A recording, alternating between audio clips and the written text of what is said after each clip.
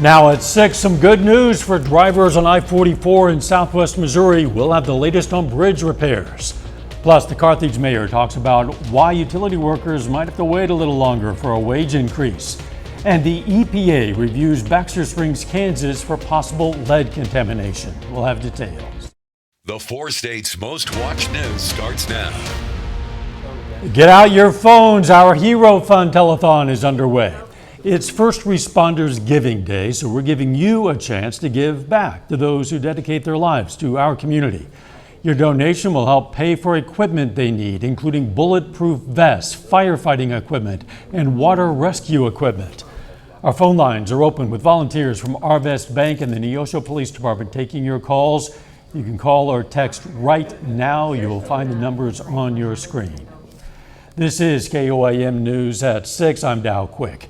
We're going to check back in on the telethon in a bit, but first some of the day's top stories. MoDOT says the I-44 bridge near Fidelity is now repaired and all lanes and ramps are open. The bridge was damaged last month, you'll recall, when an oversized crane went under it on State Highway 59 and struck the bridge's girders. The girders and concrete surrounding them were damaged, but MoDOT engineers at the time determined the bridge to be structurally sound. Still, it needed repairs, which are now complete.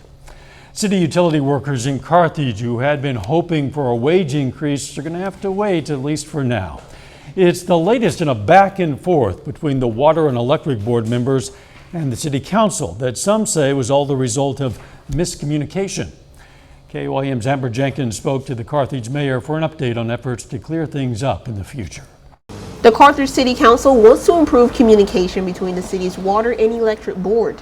Carthage Water and Electric Plant created a budget including salary increases. However, according to officials, this is where the miscommunication began. The board had given the general manager the authority to develop the salaries and approve, and they approved them through him, which was not communicated. We were not. That's where the miscommunication was. According to city officials, not all salaries were approved by the board. The city requested details from the board in order to approve other salaries. The city ordinance states that workers' salaries must be approved by the council or the board. The council requested a salary study from the board to determine if their workers are paid fairly compared to area utilities. The board submitted a salary survey from the National Public Utility Association, but the mayor said the survey was inadequate. The council met behind closed doors and then voted to remove all 6 board members of the Carthage Water and Electric, which caused backlash from the community.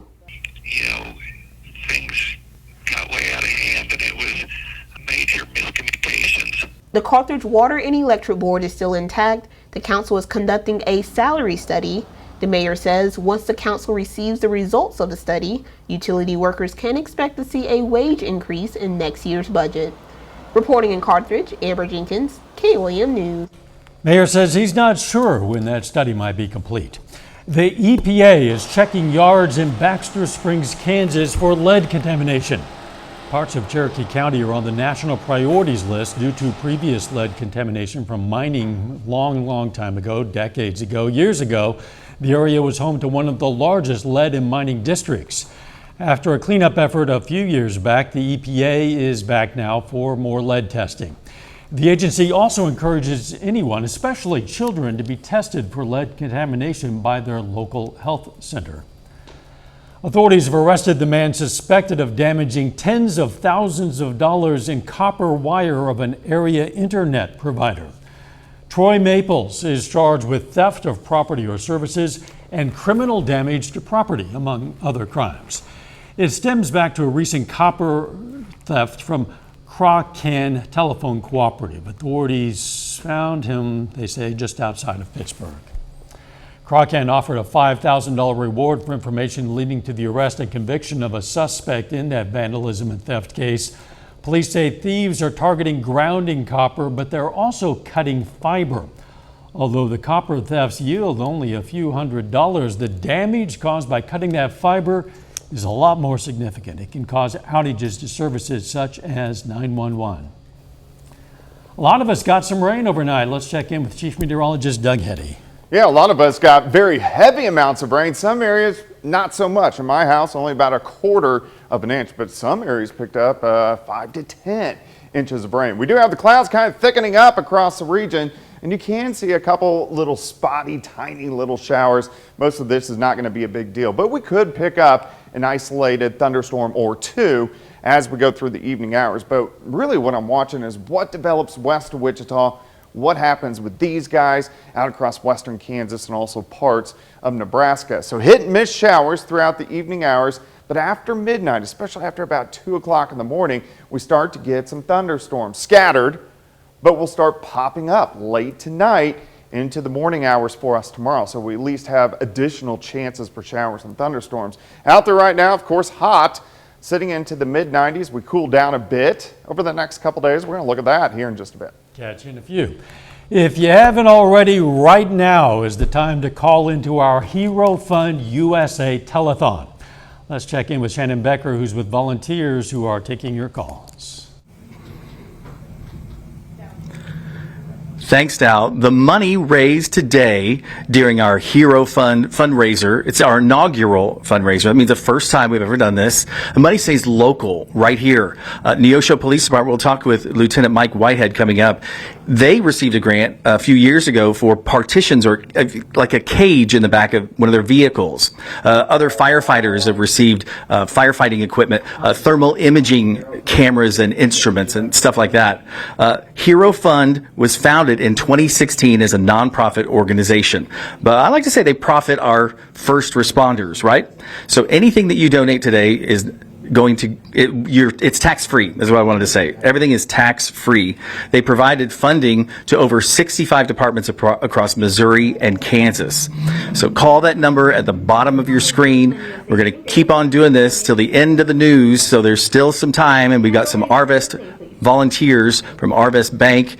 And call that number. Let us know that you support first responders, KOAM's Hero Fund fundraiser. Dow, back to you. All right, we'll check back with you in a few. Shannon, thanks.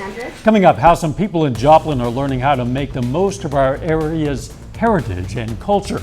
In the meantime, you can donate to our Hero Fund right now through the number you saw on your screen.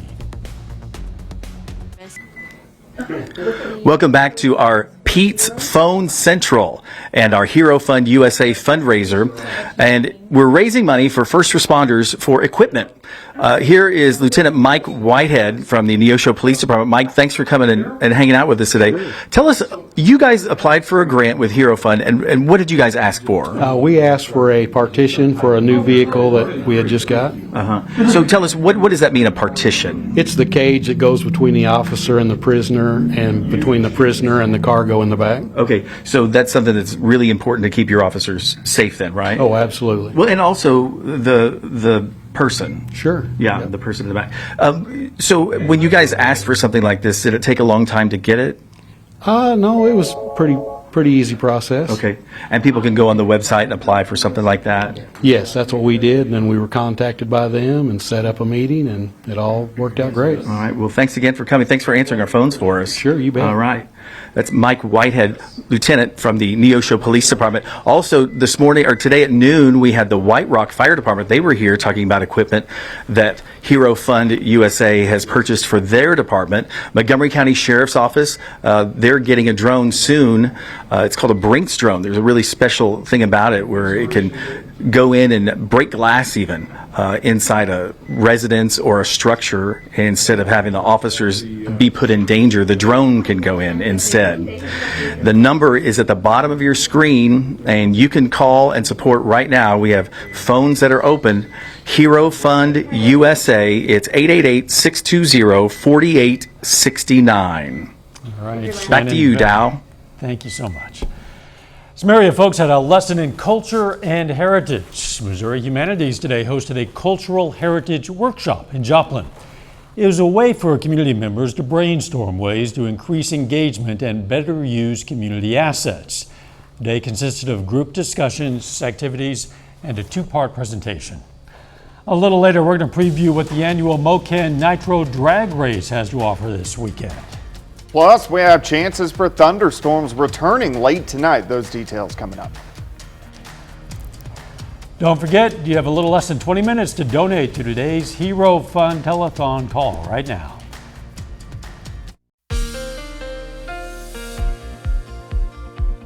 Well, we got some good widespread rain in here during the overnight hours last night into the early morning hours, which we needed. Everybody got at least something across the region, which is definitely good news. Nice shot, Indigo Sky Casino and Resort. Indigo, of course, just outside of Seneca, Missouri. Those clouds kind of thickening up once again across the region. All right, every Thursday, our new drought tracker comes out. It may not really take into account the rain that we picked up last night, but still a pretty severe drought. We can go into the metro from Neosho up to Pittsburgh, a severe drought, and then Pittsburgh north over toward Nevada, Fort Scott, then you have an extreme to exceptional drought. So we need any rain that we can get over the next few days, actually next few months. All right, temperatures right now, we're sitting mainly into low to mid 90s. It is hot out there. We do have mostly cloudy skies.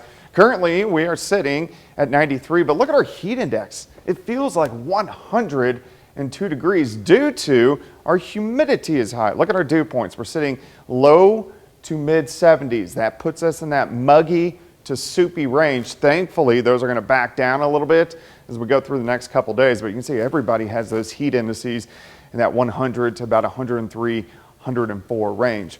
Through the evening, isolated shower or thunder shower. A drop back through the 90s, 80s, eventually into the 70s last night or tonight. And check this out. Last night, look at the rain. So it kind of picked up in our far western counties. Now, where you see the lighter kind of bluish, those are lesser amounts. So most of Joplin, unfortunately, was under a half an inch. But you don't have to travel far north. Look at this in Pittsburgh. So we're looking at 5 to 7 inches of rain across Crawford County. Also, look at this bullseye, 7, 8, 9, 10 inches of rain from Chanute just to the south of Yates Center. So that is definitely rain that we needed across the region. Right now, we do have a few isolated little showers, but most of us are dry. Most of us are going to stay fairly dry throughout the evening, but we're focusing our attention just west of Wichita, out across western Kansas and Nebraska, and see exactly what can develop and head in our direction. Little wave kind of jumping over our area of high pressure, giving us those chances for storms over the past day or so. All right, isolated showers, random thunder shower through the evening. Let's go to 1 a.m., much of the same. Late tonight, 3, 4 o'clock, scattered thunderstorms start to pop up, especially northeastern parts of Oklahoma, but trying to fill in by morning. Here's 6:30 in the morning, here's 8 o'clock in the morning by 10, so we're going to start the day with at least scattered thunderstorms. Now, rainfall, because it is scattered, very hit and miss, but the areas that pick up these thunderstorms could pick up a quick quarter, half an inch of rain, which definitely would be nice. Once we get into tomorrow afternoon, looking pretty good. Look at our high temps, only right around 90 degrees, and then we'll have to watch for the potential for thunderstorms again tomorrow night into Saturday morning. High temps right around 90 the next couple days. The heat, the humidity returns Sunday, Monday, and Tuesday, triple digits back in next Tuesday and Wednesday. Yeah, it is really going to be muggy out there with all this rain, but boy, we're glad to get some. Yeah, we need the rain so bad. You bet. Thanks, Doug. We're going to check back in with Shannon Becker for a look at our Hero Fund Telethon. Shannon. Thanks, Dow. It's just a few minutes left to support Hero Fund USA. It's our inaugural fundraiser, and all the money stays here local, right here for our first responders who apply for different grants. So we got some people to thank here. I've got Maria from Arvest Bank also going to help us out. Deanna from Joplin, thank you so much, $100. Brenda from Pittsburgh, a one-time donation, $30. Pat from Carterville, thank you. Michael from New Albany, Kansas. Okay, thanks. Doug and Liz, a nice donation, and they're from right here in Joplin. Who have you got, Maria? I've got Tara in Joplin with a $25 donation. Patsy in Erie? Yeah, Erie. Okay. Erie with Erie, a $35 Kansas, donation. Marcia in Joplin with a $100 donation. Then I have Sandra in Neosho with another $100 donation. Wow. And then Debbie in Joplin with a $100 donation. Thank you, guys. Yeah, that's great. That money is going to go to benefit area first responders with equipment to help you. It's a nonprofit organization, so it's a tax deduction. Also, Donald from Joplin, thank you so much for your $100 donation. Who's that? Jan and Jerome. Jan. Oh, there you go. From Joplin. And then Matthew from St. Paul, Kansas. The next few minutes to our Hero Fund USA fundraiser right here, KOAM News Now, 888-620-4869. Now back to the studio. Thanks so much, Dow. No surprise, there are a lot of generous people in the four states, Shannon. Thank you.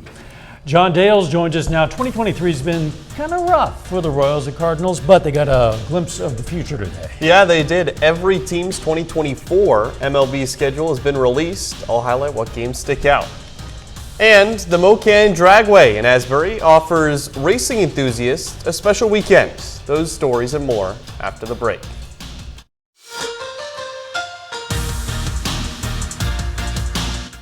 The Mocan Dragway hosts racing events every weekend, but starting tomorrow, it offers motorsports enthusiasts an event that you only get to witness about once a year. Thursday afternoon, things look pretty calm on the Mocan Dragway track in Asbury, but come this weekend, it'll be far from that. This is our 61st anniversary event. We've also got Nitro Chaos on hand to help celebrate it. 20 plus nitro powered dragsters, funny cars, altereds, a mix of vehicles, and the main rule is they all have to run nitro methane. Alongside that, our Grand Marshal is local legend, Missouri-based fuel dragster driver Scott Palmer, and he's going to be going for our track record. These two cars here, and there's another one coming this weekend that just got put together, they basically have the same drivetrain, same power output as our NHRA 330 mile an hour top fuel dragster, which has 11,000 plus horsepower.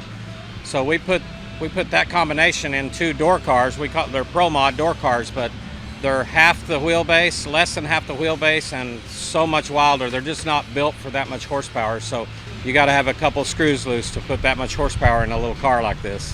Although racers are coming from all over the country, this weekend also offers a look at some of the best driving talent the four states has to offer. In addition to Nitro Chaos, we have a ton of local great racers. We're looking at probably having more than 200 of them out here this weekend. A lot of them have been running out here for years and years. We've got some young guns out there too. And to win a Mocan anniversary race is a really big deal, and especially to the guys that run out here all the time. Racing gets started tomorrow night, then the finals are on Saturday. Cars going over 200 miles per hour competing for $35,000 in prize money. And quickly, the MLB 2024 season schedule comes out today. Some fun games on both the Cardinals and Royals schedule. Cubs come to Kansas City to play the Royals, Cardinals, meanwhile, host the Red Sox. That's all for sports. We're back after this. We know a lot of areas still need more rain. The good news is there's a possibility we will get some more rain. Yeah, scattered thunderstorms in again late tonight through tomorrow morning, and then again a chance tomorrow night into Saturday morning. A little bit cooler over the next couple days, which will be nice. Thanks, Doug, thank you for joining us. We want to thank all of you who donated to our Hero Fund Telethon. It is wrapping up for the evening, but you should know that your contributions are going to help area first responders, and it helps them to help all of us. We'll see you right back here for KOAM News at 10. Let's make it a great evening.